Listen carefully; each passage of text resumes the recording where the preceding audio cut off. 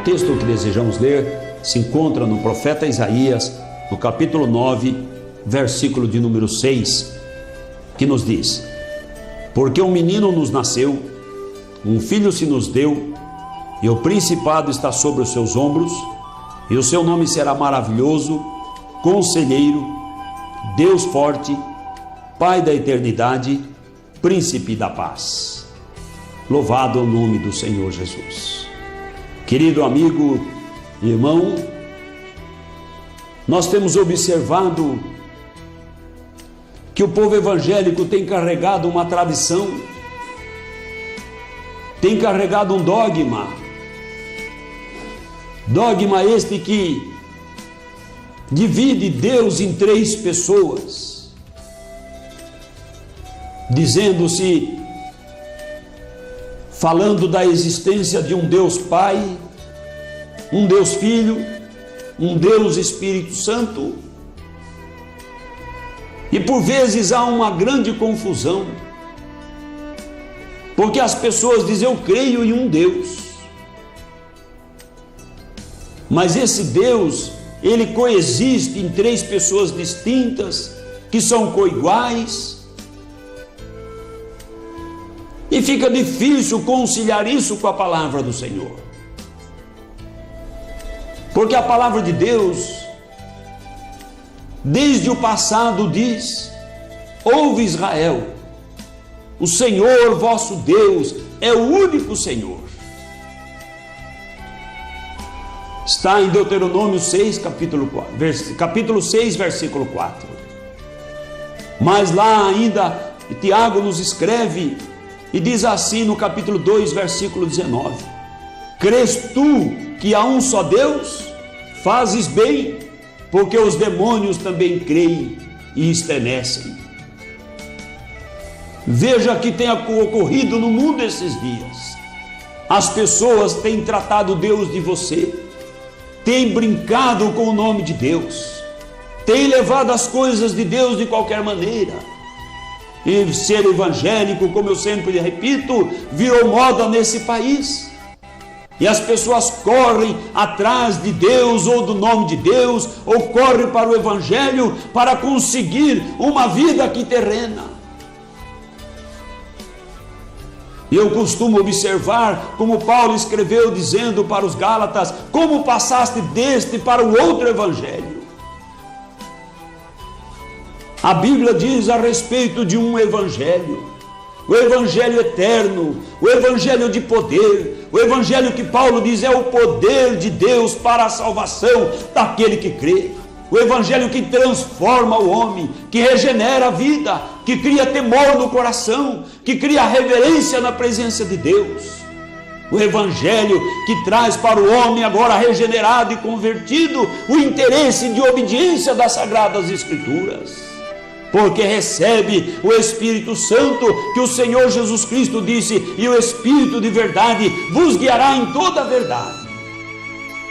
E eu fico pensando como pode as pessoas estarem profetizando, falando línguas estranhas, tendo visões e se dizendo cheias do Espírito Santo e sendo conduzida para um afastamento de Deus, para o materialismo, para uma busca de Deus aqui para a vida terrena e somente para o tempo da terra. E estaria Deus tão interessado em que o seu povo prosperasse tanto aqui? Ou está Deus interessado que a pessoa chegue ao conhecimento da sua palavra, como nos escreve o texto do apóstolo Paulo, chegue ao conhecimento de que há um só Deus e ao arrependimento para a salvação gloriosa da alma? Essa ideia de um Deus tríplice, essa ideia trinitária, essa divisão de Deus em três deuses, além de combinar ou de não combinar de forma alguma com as Escrituras, combina com o paganismo. Porque se você tomar o dicionário da língua portuguesa, encontrará lá paganismo, forma de adoração de múltiplas divindades. Quantas divindades precisa para ser múltiplas? 1.000, 2.000, 3.000, 5? Basta ter duas. Basta existir para a pessoa dois deuses e a pessoa estará incorrendo no paganismo. Deus nunca tolerou essa ideia. Desde o princípio ele vem enfatizando para Israel a existência de um só Deus, o único Deus verdadeiro, contrapondo a ideia pagã de várias divindades. Mas a história registra que o povo em determinado momento quis harmonizar o paganismo com as Sagradas Escrituras. Ora, as Sagradas Escrituras é azeite e é óleo e não mistura com a água do mundo. Não há maneira de reconciliar trevas com luz. A luz não pode se misturar com as trevas. A palavra de Deus é santa, pura, eficaz e não mistura com o cuidado da vida, com o costume do mundo, com as filosofias, com as religiões levantadas pelos homens. O homem fez muitos deuses.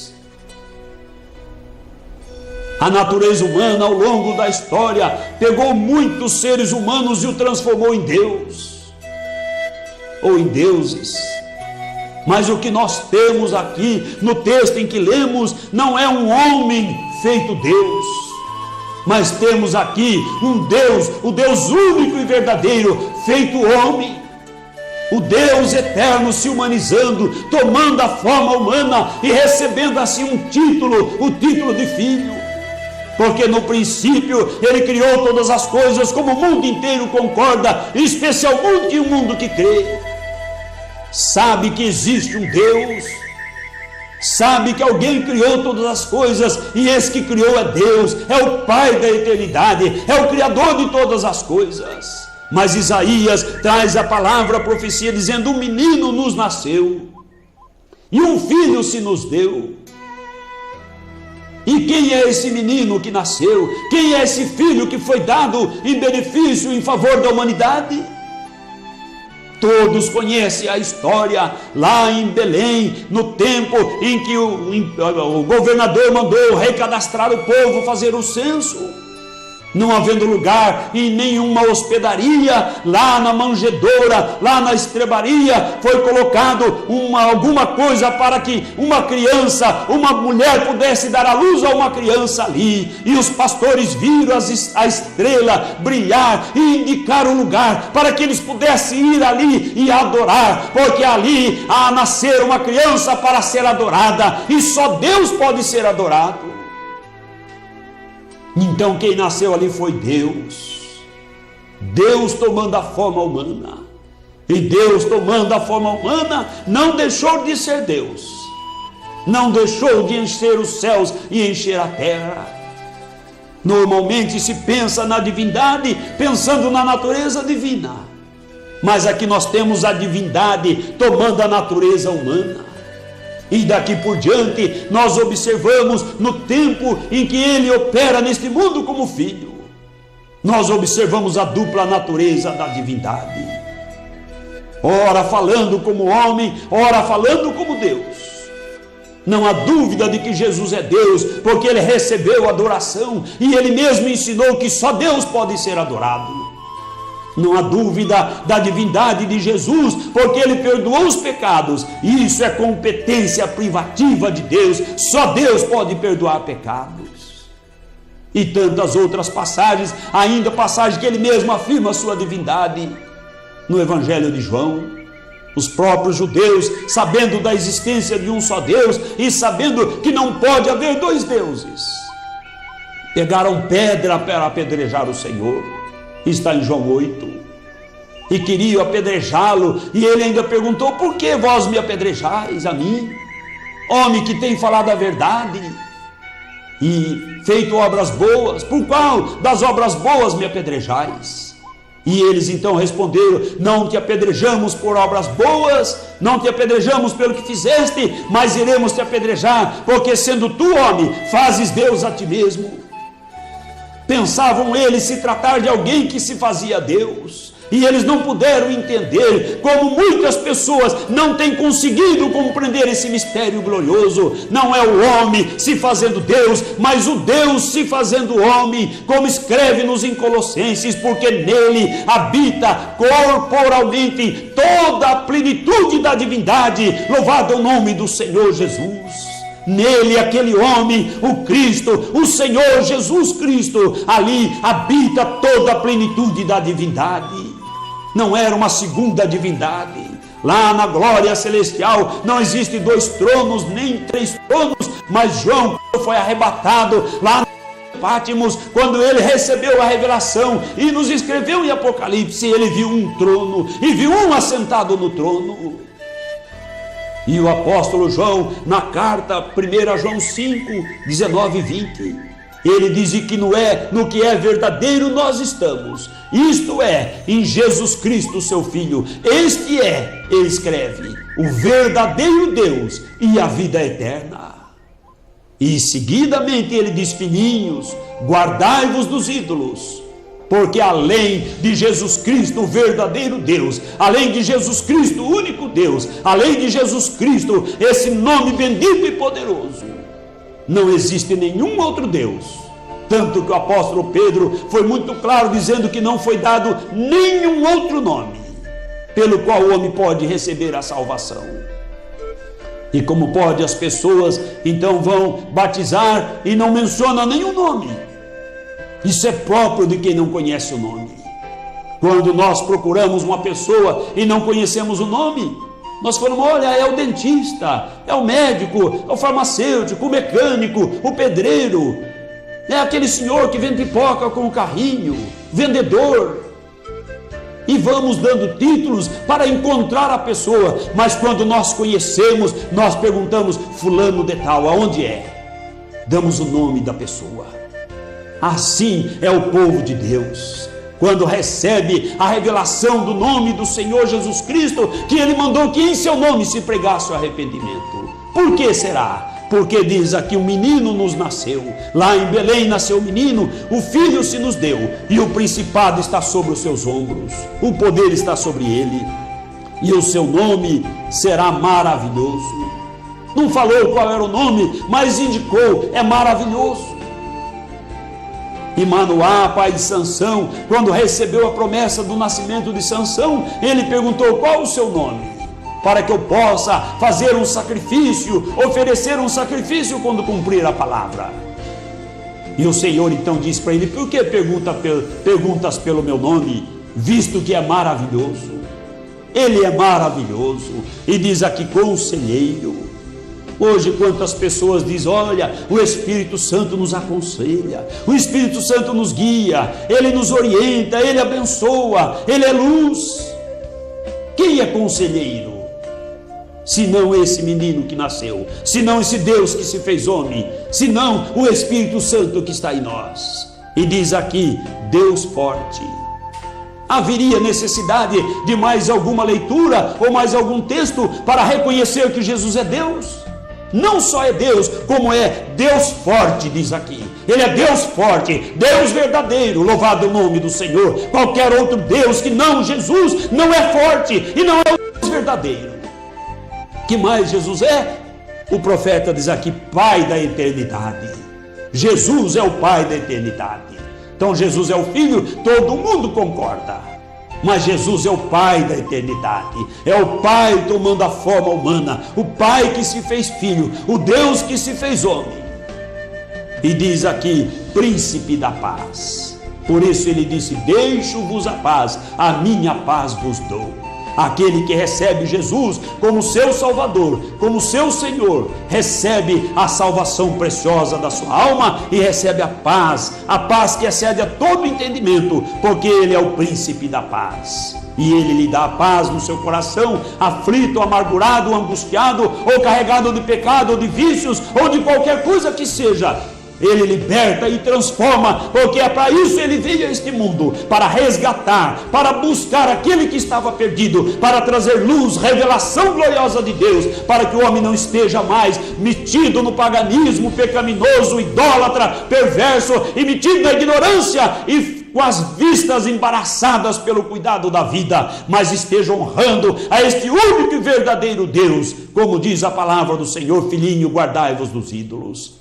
E ainda Isaías 45, 44, ele diz: há outro Deus? Não há outro Deus que eu conheça, não há outro Deus além de mim. Deus nenhum formou antes de mim, e Deus nenhum haverá depois de mim. Se não haverá um outro Deus depois do Deus do Velho Testamento, como o menino que nasceu pode ser Deus? Só porque ele é o mesmo Deus do Velho Testamento. É o próprio Deus. Louvado é o nome do Senhor Jesus Cristo. Ainda vale observar, em Apocalipse capítulo 22, versículo 13, diz assim que ele é o primeiro e o último. Ele é o alfa e o ômega, o princípio e o fim. Louvado é o nome do Senhor Jesus Cristo. E as pessoas dizem, Jesus é a terceira pessoa da Trindade. O mundo pode falar isso, mas quem serve a Jesus jamais pode acreditar e afirmar tal coisa, porque ele diz, eu sou o primeiro e o último. Quem é que é mentiroso? O Deus do Apocalipse, que diz que é primeiro e último, ou as pessoas que dizem que ele é a terceira pessoa da Trindade? Quem está equivocado? A quem falta esclarecimento? Pode a pessoa entrar na presença de Deus com tal desprezo a Jesus, o colocando em terceiro lugar? De maneira nenhuma.